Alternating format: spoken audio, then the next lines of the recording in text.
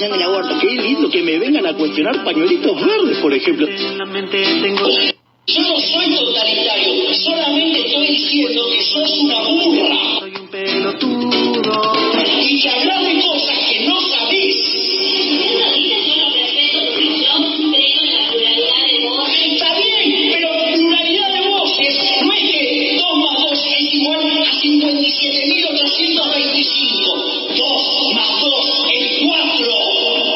¿De qué me venís a hablar? La totalitaria sos vos, que te pones a opinar de cosas que no sabes un carajo. Soy medio choto, soy un bobito, soy lo más... Lo que quiero decir es, así como hay un salame o 3 salames opinando desde una computadora, ¿sabes qué? Mientras que eso miran a la señorita por internet, yo estoy en el medio de sus sábanas. Vamos a pedir que termine el murmullo detrás de cámaras. Convengamos que estamos con un nivel de bullicio no convencional para temas tan complejos como los que estamos tratando, y si yo le erro, a mí me destrozan públicamente y nadie va a decir que atrás había un murmullo que me estaba matando.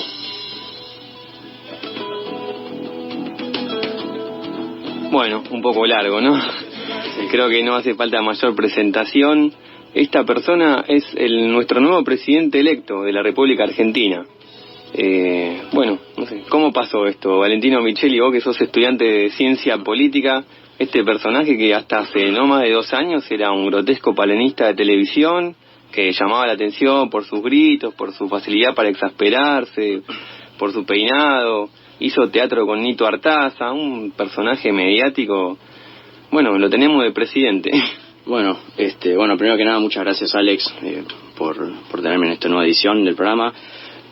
Bueno, yo creo que la principal causa de la elección de Milei es una sociedad harta, una sociedad que se cansó de que el signo político, en este caso el kirchnerismo, el Partido Justicialista moderno, esta vez de la mano de Alberto Fernández, no ha tenido la performance que esperaban sus votantes en 2019, cuando Alberto Fernández asumió con un nivel de popularidad gigante, con una imagen positiva muy alta, y durante los primeros pasos de la pandemia también, pero luego pasó lo que ya sabemos, con Olivos, todo eso, y bueno, eso a la gente un poco que la hartó, ¿no? También, bueno, la condena de Cristina Kirchner tuvo muchísimo que ver en esto, hizo como relucir un poco más el tema de la corrupción en la política, y bueno, eso es una bandera que también enarbolaba Milei con mucha frecuencia, y bueno, a base de gritos y de desesperación y signos y cosas similares, se supo ganar, entre comillas, el voto de la gente, ¿no? De una gente de un pueblo que estaba harto. Sí, un nuevo batacazo en estas elecciones, en el balotaje, como fue en las PASO, como fue en la primera ronda. En las PASO, bueno, se acuerdan que a Milei ya lo daban prácticamente por muerto, había tenido varios escándalos de venta de candidaturas, bueno, todo el tema del tráfico de órganos. Finalmente en las PASO triunfó. Después, en las generales, en la primera ronda del 22 de octubre, otro batacazo de Sergio Massa, nadie esperaba que ganara por 7 puntos, y ya algunos ya que lo daban, no por descontado, pero muchos decían, bueno, va a ser difícil que se le escape a Massa. Tenía todo el establishment encolumnado detrás de él, desde la CGT, la burocracia sindical, hasta la sociedad rural. El titular de esa entidad se proclamó en apoyo a la candidatura de Massa. Bueno, por supuesto, el embajador de Estados Unidos, que tiene vínculos muy cercanos siempre con Sergio Massa, también se encolumnó detrás de su postulación de gobierno de unidad nacional. Así todo perdió por 12 puntos, un batacazo que no esperaba nadie, que dejó a mucha gente en shock, no solo en Argentina, sino en todo el mundo. Pero como vos decís, más allá de quienes lo lamenten, algunos estarán contentos, otros estarán sufriendo mucho, lo importante es encontrar las razones, ¿no? Estamos en un contexto de 42% de pobreza, en un contexto de deterioro de condiciones de vida de amplias capas de la sociedad, de la población trabajadora, 40% de trabajo en negro, precarización, bueno, ya lo que conocemos, algo que vino pasando durante toda esta década que la expresidenta y actual vicepresidenta Cristina Fernández denominó ganada, que nosotros denominamos década precarizada, que después vino 4 años de macrismo, que fue peor desastre, y después 4 años de Alberto, y todos estos números no se movieron, más o menos permanecieron siempre igual, mucha pobreza, mucho trabajo precarizado. Sí, y una burocracia sindical que permitió esta precarización. Sí, y una economía que también muy mal manejada, ¿no? También hay que destacar en una de las causas del triunfo de Milei la muy pobre performance de Sergio Massa en el Ministerio de Economía, ¿no? El tema de los inquilinos, los alquileres, el déficit de vivienda, son todos temas que creo que confluyeron y contribuyeron a que, bueno, este personaje mediático, extravagante, bizarro, histriónico, terminara por ganar las elecciones, algo que hace 2 años no tenía ni partido político, nadie lo podía ni imaginar. Estas carreras meteóricas, ¿no?, de gente de estas características, que a raíz de, bueno, características personales llamativas, yo no sé si llamarlo carismático, no me parece ni siquiera que tenga mucho carisma. Un outsider. Un outsider. Teóricamente es un outsider. Claro, como fue el caso de Donald Trump, que me acuerdo también, muchos decían, no va a llegar, llegó. Jair Bolsonaro también. Sí. Bueno, nos tocó a nosotros, lamentablemente también vamos a tener que padecerlo, vamos a ver por cuánto tiempo. Bueno, el tema es que ahora ya mucha proclamación anticasta, ¿no? Con la motosierra, la campaña, ya el gabinete está prácticamente macrista, está toda la casta adentro, de todos los sectores fue nutriéndose, hasta el propio Scioli ya está sonando como secretario de Turismo, los nacionales populares, los derechistas de Macri, están toda la casta adentro. Seguridad fue para Bullrich, aparentemente, ¿no? Todavía no está nada confirmado, pero Patricia Bullrich ya se está cobrando los favores de haberlo apoyado. En defensa estaría Luis Petri, el candidato a vice de Patricia Bullrich, Luis Caputo a Economía, Osvaldo Giordano a Lancés, Santiago Montoya suena para la FIP, desterrando la candidatura del propio pollo de Milei, que es Ramiro Marra, quien fue candidato en la ciudad. Bueno, resultó que toda la casta política de todos los sectores está dentro, aparentemente estaría dentro del gobierno de Milei, y ya estaría reculando también con el tema de la dolarización, y hay que ver con el tema de cerrar el Banco Central, o 2 de sus propuestas más polémicas. Bueno, él dice que lo va a mantener, un poco con la dolarización, ya está un poco aflojando, con pero con el Banco Central parece él dice que que no es negociable el cierre del Banco Central. Bueno, obviamente en estado de shock, por supuesto, mucha gente que está en las antípodas de Javier Milei, de su pensamiento. Bueno, sin embargo, hay que buscar las explicaciones. Creo que todavía nadie comprende bien lo que pasó. Estuvimos toda esta semana escuchando distintos análisis, pero ya subterráneamente venía esbozándose, ¿no? Un avance de la derecha, de ideas de derecha, algo que se está viendo a nivel mundial. Digamos, hace 15 o 20 años, cuando yo era joven, adolescente, no se podía decir que eras de derecha, estaba prohibido, no se podía, era vergonzante, claro. Nadie lo asumía públicamente. Porque el status quo era más o menos de izquierda en ese momento. Bueno, al comienzo de los 2000, estoy hablando post-consenso de Washington, post-90s, ya en los 2000 hay como un giro, digamos, a la izquierda en Latinoamérica, si lo podemos poner en términos de regionales, y ahora parece que está viendo un giro a la derecha. Exactamente, y personajes que se animaron a dar esto de batalla cultural, que denominan, ¿no? Ideólogos de derecha que, bueno, empezaron a ir en contra de este statu quo que se mantenía de bueno, la derecha es mala palabra, está prohibido, y empezaron a reivindicarse como de derecha, claro. Algo ya en ese momento, digamos, demasiado desestabilizador. Y bueno, personajes como Nicolás Márquez y Agustín Laje, un joven cordobés que escribieron juntos el libro de la nueva izquierda, empezaron subterráneamente a pronunciarse, a ganar adeptos, capitalizando el descontento, obviamente popular, de lo que mencionábamos antes, tantos años de, bueno, kirchnerismo, macrismo y la situación de los trabajadores cada vez peor. Sí, peor. Bueno, fueron aprovechando esa situación.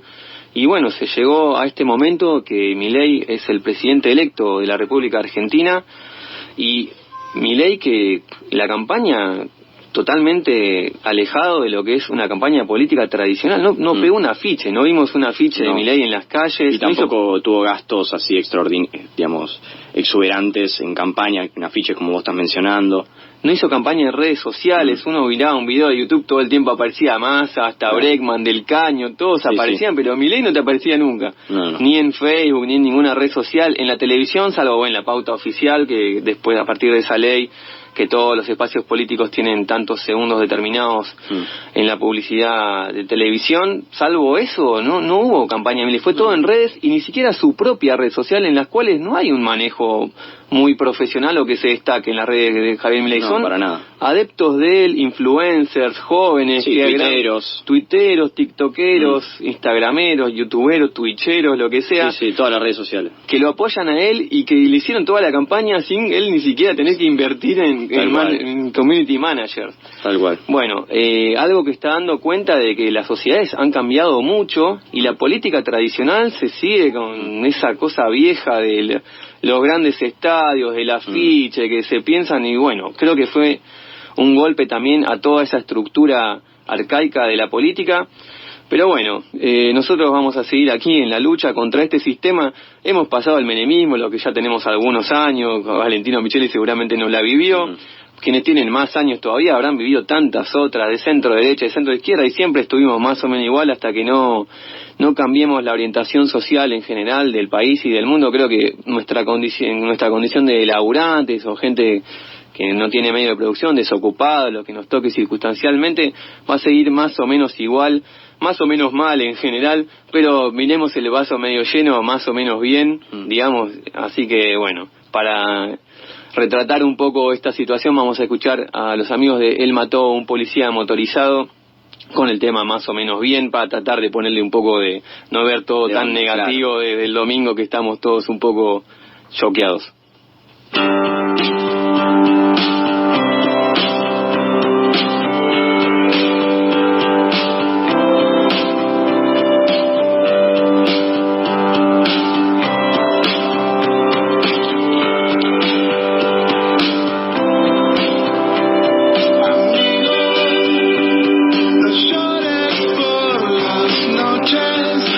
Es hora de buscar lo esencial, nena.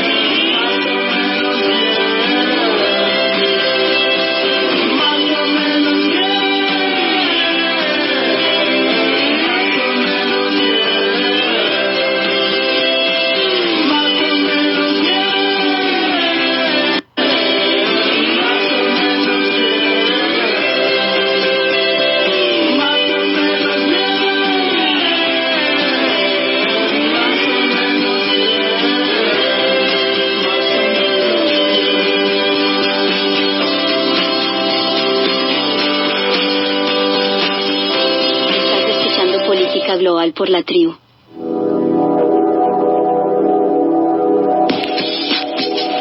Bueno, este es un programa de política internacional, pero no podíamos dejar de hablar de lo que fueron los comicios en Argentina, que es dentro de la política global un actor importante de peso, más allá de lo que algunos quieren imponer. Argentina es un país relevante dentro del orden mundial. Y para seguir hablando de lo que fueron las elecciones del balotaje del domingo pasado, tenemos en línea a Marcelo Ramal, que es dirigente de Política Obrera, fue precandidato presidencial por ese espacio en Las PASO. ¿Qué tal, Marcelo? Buenas tardes, lo estamos llamando de Radio La Tribu, muchas gracias por atendernos. ¿Qué tal? Buenas tardes, ¿cómo están? Muy bien, muchas gracias, Marcelo. Bueno, ya pasó una semana, escuchamos distintos análisis, todos quedamos fue un batacazo a nivel nacional y mundial, mucha gente quedó en estado de conmoción por lo que fue el triunfo de Javier Milei por 12 puntos de diferencia. Un personaje de estas características, ¿no?, que mencionábamos en el primer bloque. Bueno, desde Política Obrera, ¿qué análisis, qué conclusión han sacado ya a una semana de una persona que no hizo ninguna promesa de mejora para la población, sino ajuste, motosierra, tiene de candidata de vice a una negacionista del genocidio, y sin embargo sacó el 56%? ¿Qué análisis, qué conclusiones han sacado desde Política Obrera respecto de este resultado electoral? Bueno, estas observaciones que hace sobre que ganó el comicio, destaca el derrumbe político, te diría histórico, del que lo perdió. Realmente, haber caído por 12 puntos de diferencia ante Milei marca una situación de retroceso político del peronismo y del kirchnerismo, que es el resultado de años que dieron lugar, por un lado, a un aumento formidable del empobrecimiento popular en todos los aspectos, caída del salario, caída de las jubilaciones, y del otro lado una política sistemática de rescate a los intereses capitalistas sobre la base de diferentes confiscaciones a la población. El proceso de desquicio de la moneda, de inflación permanente, para rescatar a través de los fondos del Banco Central, de los fondos del Tesoro, a los acreedores de la deuda, y el desarrollo de una nueva deuda verdaderamente extraordinaria, esta vez interna, fue financiado sobre la base del recorte permanente de los ingresos del trabajo. Entonces, el resultado desde este punto de vista no podía sorprender. La población tomó lo que tenía a su mano para deshacerse, de una experiencia política completamente fracasada. Lo que estamos viviendo ahora, en estos días vertiginosos, son los límites justamente de esta experiencia que llega a la presidencia. El hecho de que a una semana de las elecciones tengamos una suerte de gobierno compartido entre el macrismo y el peronismo como apoyatura de Milei, nos está marcando de la debilidad en que consistía, toda esta construcción pseudo-libertaria. Se ha armado un gabinete con los restos, con los retazos del peronismo de un lado y del macrismo del otro. Por supuesto que, el único denominador común que tenemos acá es un programa de guerra contra las masas que con toda seguridad, más temprano que tarde, va a despertar una reacción popular. Ahora, desde Política Obrera, Marcelo, hicieron una campaña activa en favor del voto en blanco en la segunda vuelta. Algo que, como pasó en 2015, cuando fue el balotaje entre Daniel Scioli y Mauricio Macri, seguramente desde sectores progresistas de centro-izquierda le van a achacar, que ustedes le hacen el juego a la derecha. Otros partidos del trotskismo, del marxismo, no hicieron una campaña tan activa por el voto en blanco. Bueno, por supuesto no se pronunciaron por ninguno de los dos candidatos, pero no hicieron una campaña tan activa por el voto en blanco. Quizá eso le hubiese dado más fuerza a esta opción, que no fue tan importante en el balotaje. Aparentemente no fue un porcentaje importante de voto en blanco.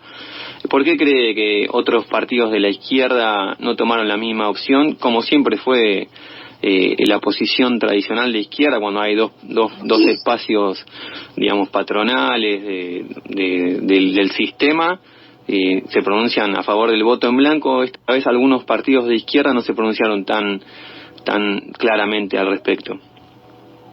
Bueno, lo primero que quiero decir es lo siguiente: después de ver a Daniel Scioli asumiendo como secretario de Turismo de Milei esta tarde, me felicito y no felicito por haber votado en blanco y por haber hecho una campaña por el voto en blanco.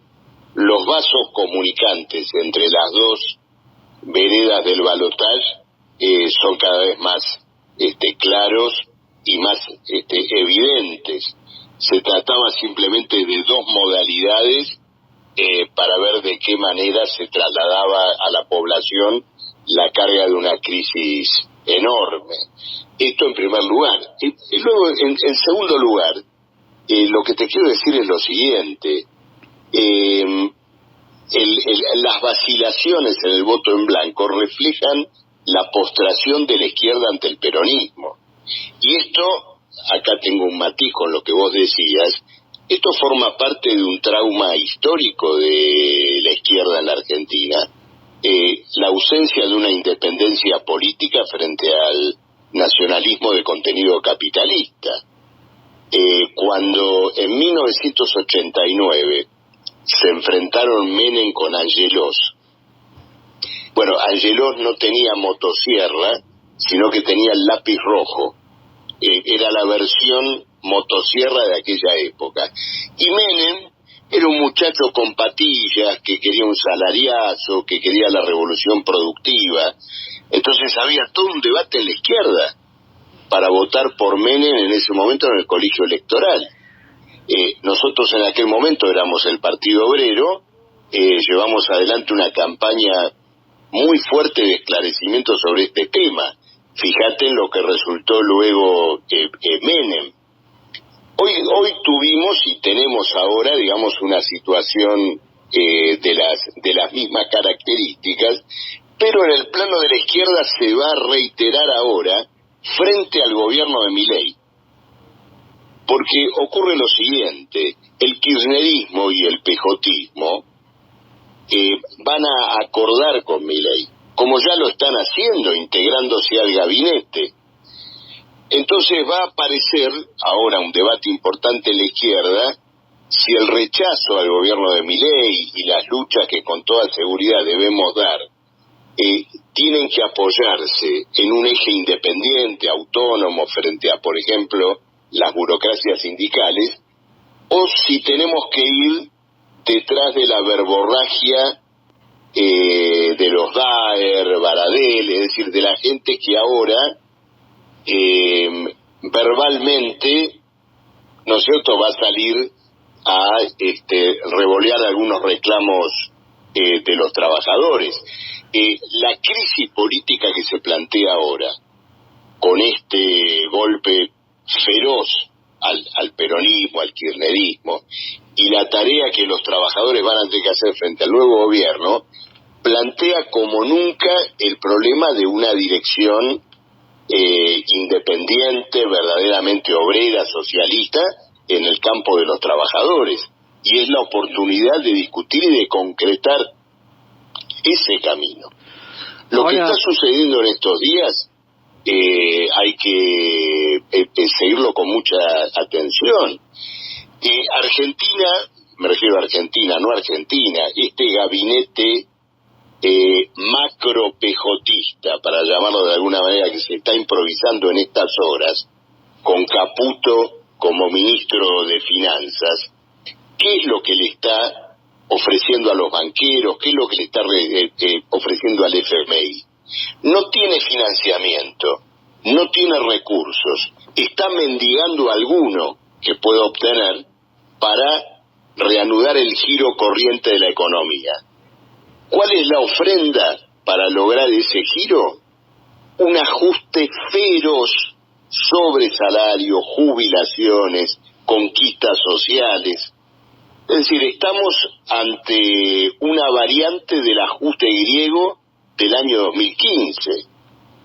¿No es cierto? Solo que acá en manos, digamos, de este grupo que ha recolectado, que ha improvisado Javier Milei.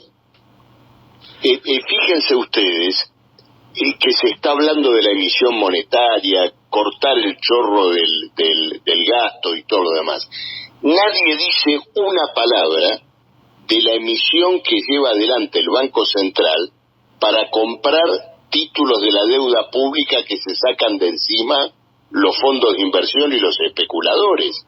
Algo que ocurre a un ritmo extraordinario día tras día. Ahora, Marcelo... Entonces, estos son los problemas que hoy están por delante. Bueno, Milei hace 2 años no tenía absolutamente ni partido político, nada, era un panelista de televisión que llamaba la atención por su curioso peinado y sus extravagancias y sus irritaciones. Todo el descontento contra la casta política, un término que se apropió de la izquierda, que siempre tradicionalmente utilizaba este vocablo, y ahora pareciera que es la casta política es una denuncia de la extrema derecha. Y solo tenía con solo su figura mediática, sin estructura ni nada, en 2 años capitalizó el 56% de los votos, cuando la izquierda es un electorado del voto bronca que debería ganarse la izquierda con trayectoria, con estructura, aparato, militancia. Cualquier cuadro político, pero de cualquier agrupación marxista le pinta la cara a Milei en un debate político, y la izquierda siempre está ahí en un como máximo 5%, sumando todas las agrupaciones de izquierda. ¿Hay alguna autocrítica con relación al trotskismo, al marxismo en la Argentina en cuanto a estos resultados electorales? Que bueno, está bien, es un aspecto en el cual por supuesto influye el espacio en los medios y demás, pero Milei prácticamente no hizo campaña política, no pegó un afiche. ¿Hay algún manejo moderno teniendo en cuenta más las sociedades actuales que aprovechó Milei? No, mira, ese problema de manejo moderno, no creo en nada de eso. Vos describiste bien a una izquierda que tiene aparato, estructura, carteles, afiches, en abundancia, pero que no lucha por una perspectiva de poder. Mientras Milei hablaba de una crisis de poder, de un colapso económico y daba un planteo de salida a esa crisis, la abrumadora mayoría de la izquierda habla de sus futuros proyectos parlamentarios. Es decir, de cómo se inserta como una fuerza creíble y respetable en el marco de un régimen político y social que, por otra parte, se está viniendo abajo. Entonces, esto hay que verlo de esta manera. Si te entrevistás con dirigentes de otra corriente de izquierda, probablemente te dé otra explicación. Yo te doy esta explicación cruda del problema. Es decir, la izquierda ha renunciado, en su enorme mayoría, me refiero fundamentalmente a los partidos que están en el frente de izquierda, a postularse como una alternativa de poder político. Y esta conducta vacilante en el balotaje lo expresa perfectamente. Política Obrera fue la única corriente de izquierda que dijo votemos en blanco y llamó a votar en blanco. Luego tuvimos en el frente de izquierda partidos que llamaron a votar a Massa abiertamente y otros que armaron una jerigonza. No votamos por Milei, pero no apoyamos a Massa, tampoco llamamos a votar en blanco, es decir, declararon una neutralidad frente al balotaje, que no se trataba de la denuncia de los dos candidatos, sino de una suerte de abstinencia política por 3 semanas, ¿no es cierto? Como el jugador de póker que pasa la mano y deja que que las cosas ocurran en su ausencia. Entonces, esto es el balance que te puedo hacer sobre esto que vos me estás preguntando, sobre la izquierda, que, ya te digo, no te voy a contestar con evasivas o con eufemismos, sino que creo que hay que ver crudamente la realidad. Bueno, Marcelo, muchísimas gracias. A bancar la parada que se viene, que es brava, y bueno, por su comentario sobre el póker deduzco que es fullero como Massa, como diría Cristina. Así que bueno, muchas gracias por el contacto, Marcelo. No, la verdad, te digo, no soy jugador, pero siempre tengo presente ese momento en el cual alguno dice paso, ¿no? Es decir, deja correr, no lo contamos entonces, digamos, para de la el mano. De los sábados entonces a Ramal. Muchas gracias, Marcelo, un abrazo grande y seguimos en contacto. No, por favor, momento. Un abrazo, dale, cómo no, adiós. Chau. Bueno, era Marcelo Ramal, dirigente política obrera. Hacemos un corte y volvemos ya con el panorama exterior internacional. Tus libertades. FM 88.7. Prolonga las nuestras. Visita nuestra web y seguinos en las redes politicaglobal.ar.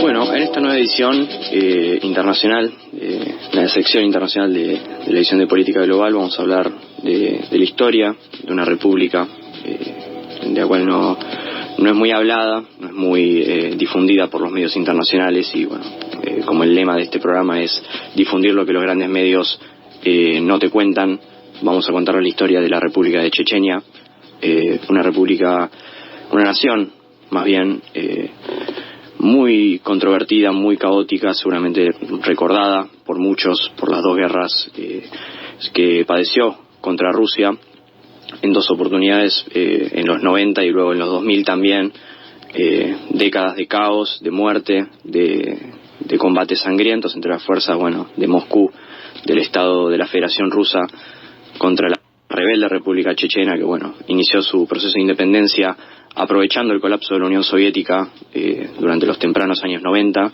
de la mano del guerrillero Johar Dudayev, que fue quien lideró el movimiento independentista y quien renombró a la República Independiente de facto como República Chechena de Ichkeria, en honor a la etnia y a la historia, con mucho arraigo del islamismo político, mucha influencia del islamismo político, aunque luego fue mutando más hacia la religión, se estableció Emirato del Cáucaso, fue cooptado por los movimientos fundamentalistas globales también, que vieron su interés en insertarse en la región como un actor de poder.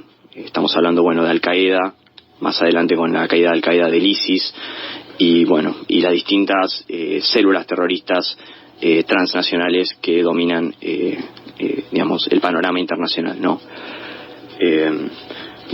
como les dije, hubo dos guerras entre Chechenia y Rusia en los 90 y en los 2000. En los 90, en la primera, salen victoriosas las fuerzas guerrilleras chechenas por el conocimiento del terreno y además por unas fuerzas rusas muy desmoralizadas por producto de lo que fue la caída de la Unión Soviética y la crisis general que se vivía no solo hacia dentro de las repúblicas en el interior del país, sino también en las grandes ciudades, en Moscú, en San Petersburgo.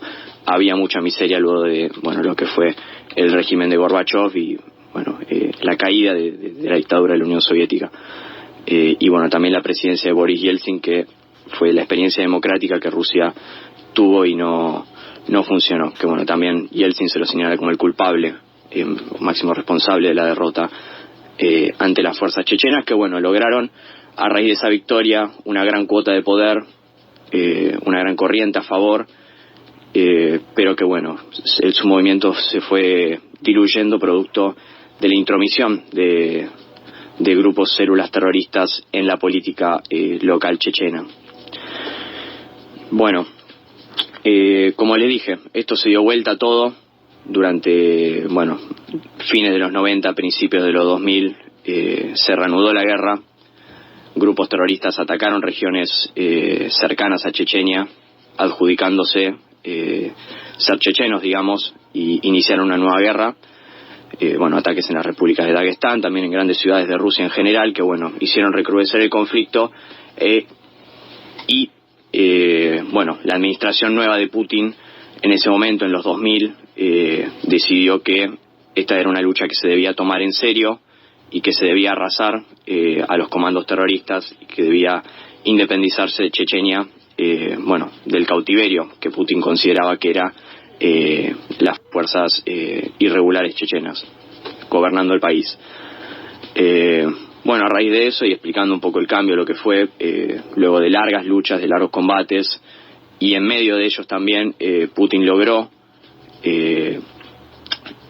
entrometerse, intervenir en la política chechena, colocando a Ahmad Kadyrov, un señor de la guerra, como eran considerados los grandes las grandes élites locales del Cáucaso y del interior de Rusia, ¿no? Estos tipos que tenían milicias propias, que poseían grandes porciones de armamento y que la proporcionaban a cambio de dinero para financiar la guerra, ¿no? La primera guerra en especial se vieron estos señores de la guerra. Como dije, Ahmad Kadyrov asumió el poder en Chechenia a principios de los 2000, prometiendo una total renovación de la política, echando a los terroristas y limpiando todo rastro de lo que fue el pasado, tan tortuoso, ¿no? Porque, estábamos hablando recién fuera del estudio, la historia de lo que fue la guerra de Chechenia, una de las guerras más sangrientas de la historia, uno de los conflictos postsoviéticos más cruentos, donde, la capital de Chechenia, Grozny, fue arrasada totalmente, y, la reconstrucción también tuvo que ver con el influjo, ¿no?, de grandes grupos económicos cercanos al Kremlin, cercanos a Putin, en Chechenia para, la reconstrucción no solo política, sino también económica y social, que, hoy en día vemos Grozny, parece la Dubái del Cáucaso. Muy interesante, Valentino, la verdad, es verdad, el tema checheno nunca está presente en los medios. Una república en el Cáucaso Norte, esas repúblicas autónomas que forman parte de Rusia, pero que tienen cierta autonomía, lo explicabas muy bien, un pueblo de origen túrquico, ¿no? Sí. También, que en su mayoría es musulmana, pero que tiene sus propias características. Obviamente ya formó su nación, su cultura, y son 1 millón de habitantes aproximadamente, un poco más. Son poquitos, pero han tenido este conflicto que mencionabas con Rusia, que le han ganado una guerra, sí, la primera, siendo así, ¿no? 1 millón en un pequeño paisito al lado del gigante Rusia. Es un pueblo de mucha resistencia, de mucho valor, así que gracias. Y en honor a los chechenos, entonces vamos a escuchar un rap de allí. Es un muchacho nacido en Rusia en realidad, pero que es de origen checheno. Y vamos a escucharlo y después volvemos con más temas. Vamos.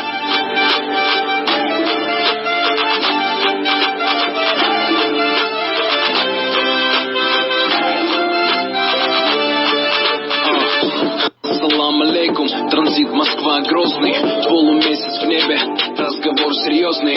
И этот бит колонки разносит на куски. 24/7, Тимур Биноевский. Кто не понял, тот поймет, не вопрос. Кого бояться мне в лесу, если я борс? Какие бы удары судьба не наносила, с братьями вперед, Ахмат сила, да. И не случайно тогда сошли звезды. Но к чему базар, я сродился в Грозном. Теперь по жизни чеки сделай красиво. Ты слышишь, это Кавказ, Ахмат сила. Гордый, уверенный, влажно просияется. Добро пожаловать к нам, наш город постный. Теперь по жизни чеки сделай красиво. Ты знаешь, это Кавказ, Ахмат сила.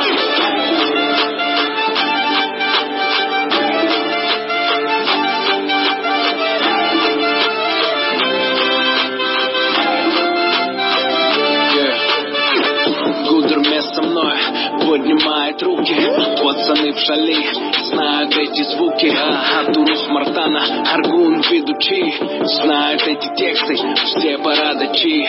Да, это Россия, это город Грозный, он для сильных духом, здесь подход серьезный. Добро пожаловать домой, как говорит Рамзан. Веди себя достойно, укрепляй иман. И не случайно тогда сошли звезды, но к чуду базар я родился в Грозном. Теперь по жизни чеки делай красиво. Ты слышишь, это Кавказ, Ахмат, сила.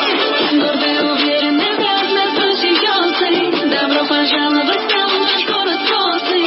Теперь по жизни чеки делай красиво. Ты знаешь, это Кавказ, Ахмат, сила. И не случайно тогда сошли звезды, но к чуду базар я родился в Грозном. Теперь по жизни чеки делай красиво. Ты слышишь, это Кавказ, Ахмат, сила. гордый, уверенный, грязный, просиённый. Добро пожаловать в наш город Грозный. Теперь по жизни чеки делай красиво. Ты знаешь, это Кавказ, Ахмат, сила.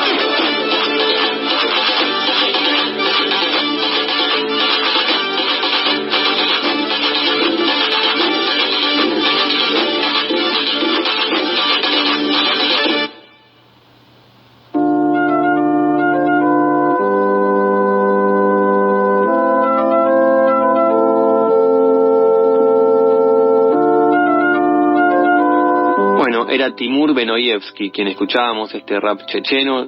El tema de la agenda política internacional, volvemos, obviamente fue Medio Oriente, como seguramente saben, hubo una tregua, se firmó un cese de fuego por 4 días, que comenzó el viernes, ayer, para que en esos 4 días pueda llegar ayuda humanitaria para la población de Gaza. Las negociaciones estuvieron auspiciadas por Qatar y Egipto. Hamás se comprometió a liberar a 50 rehenes, mujeres y niños, y por tanto, por su parte, Israel también pondrá en libertad a 150 prisioneros palestinos, también mujeres y menores de edad. Ya comenzó esto, comenzó el viernes, como les decía. Entre el viernes y hoy ya fueron entregando por su parte Palestina algunos rehenes cautivos que estaban allí en Gaza, e Israel a presos en Palestina. Cabe la posibilidad de extender el cese al fuego un día más. Cada día más que se extienda el cese de fuego, Hamás tendría que liberar 10 rehenes. O sea, hay un canje de 10 rehenes por un día de cese de fuego. Ese es el acuerdo al que llegaron para prolongar esta tregua, que es en principio de 4 días. Sin embargo, Netanyahu ya fue enfático que este cese de fuego de ninguna manera se traducirá en un armisticio permanente. Esto lo tituló de tontería. Él sigue con su objetivo militar, que es eliminar a Hamás, arrasar con Gaza, como ya lo viene haciendo. En esta tregua también va a llegar ayuda, asistencia de la Cruz Roja, tanto por supuesto para los gazatíes como para los rehenes que siguen ahí prisioneros en Gaza, y les llegarán también asistencia médica, medicamento. La ministra de Inteligencia de Israel, Gila Gamliel, despejó cualquier duda acerca de cómo entiende el gobierno sionista de ultraderecha a cargo del Estado israelí en este momento.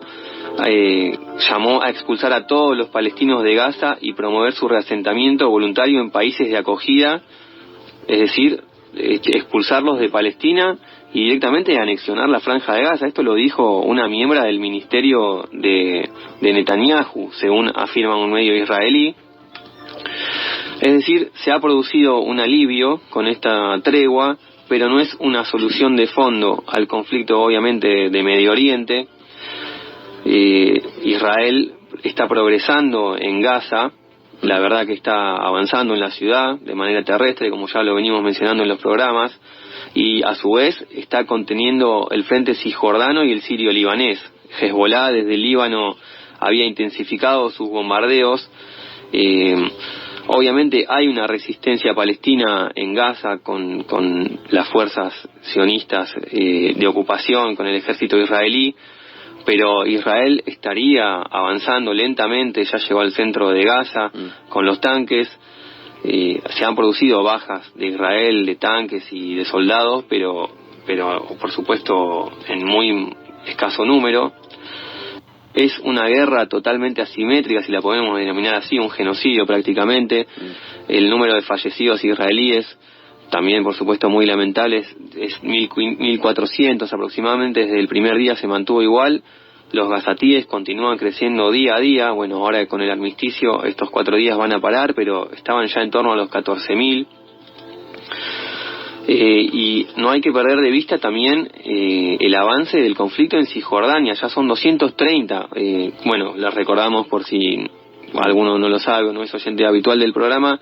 Palestina está dividida en dos. Está la Franja de Gaza, que es esta zona más conflictiva, que está toda amurallada y que es prácticamente una prisión a cielo abierto. Y está Cisjordania, más al centro, que es una zona un poco más moderada, que está gobernada por Al-Fatah, un partido laico más moderado, donde allí conviven colonos sionistas con la población palestina. Ya hay 230 víctimas en Cisjordania desde que se desató este nuevo conflicto a partir del 7 de octubre con los ataques de Hamas en Israel, que la mayoría, hay algunos que son fallecidos por las tropas israelíes, pero otros han sido apuñalados o asesinados por colonos judíos en plan de venganza. Hay niños también, mujeres, 230 ya aproximadamente en Cisjordania. Sí, bueno, y el recrudecimiento del conflicto en Cisjordania da la cuenta de que, bueno, el objetivo de Israel no es desarticular a Hamas o arrasar a Hamas, sino que es un conflicto étnico, digamos, que va contra la etnia palestina. Porque ya se acabó la excusa de que atacamos Hamas si están atacando gente en Cisjordania, donde, bueno, otra organización gobierna a los palestinos, a los ciudadanos palestinos, ¿no?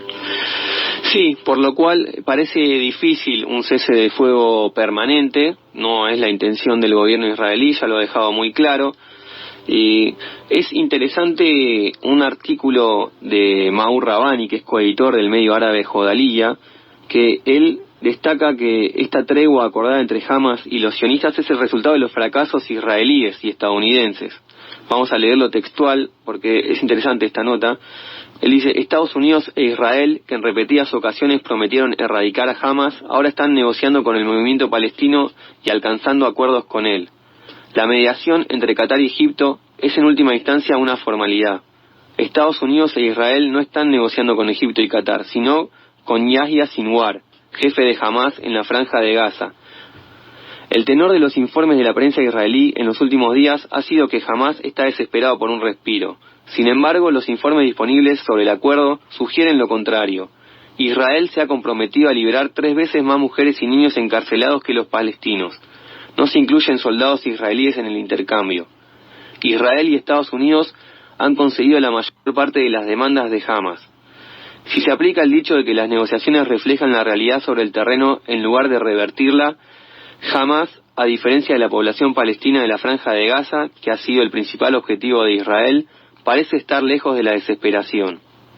Hamas ha logrado de un solo golpe exponencialmente más en el frente humanitario que la tan cacareada diplomacia estadounidense para asegurar ayuda humanitaria para los civiles palestinos de Gaza durante el último mes. Aunque la Franja de Gaza ha sido sustancialmente destruida, Hamas aún no se ha degradado significativamente y el ejército israelí aún no ha matado más comandantes de Hamas que personal de las Naciones Unidas.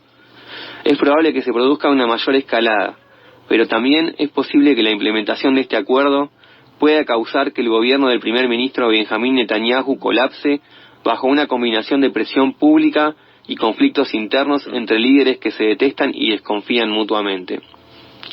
Bueno, estas son las condiciones del acuerdo. Bueno, que esperemos que sea permanente. Parece difícil que así sea por lo que estamos viendo. Bueno, son las 18, ya van a ser.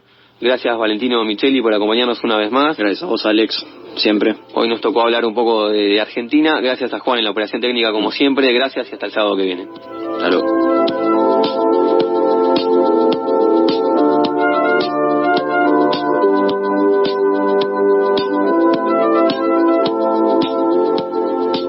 FM 88.7. Lo que conoces, lo desconocido, lo que está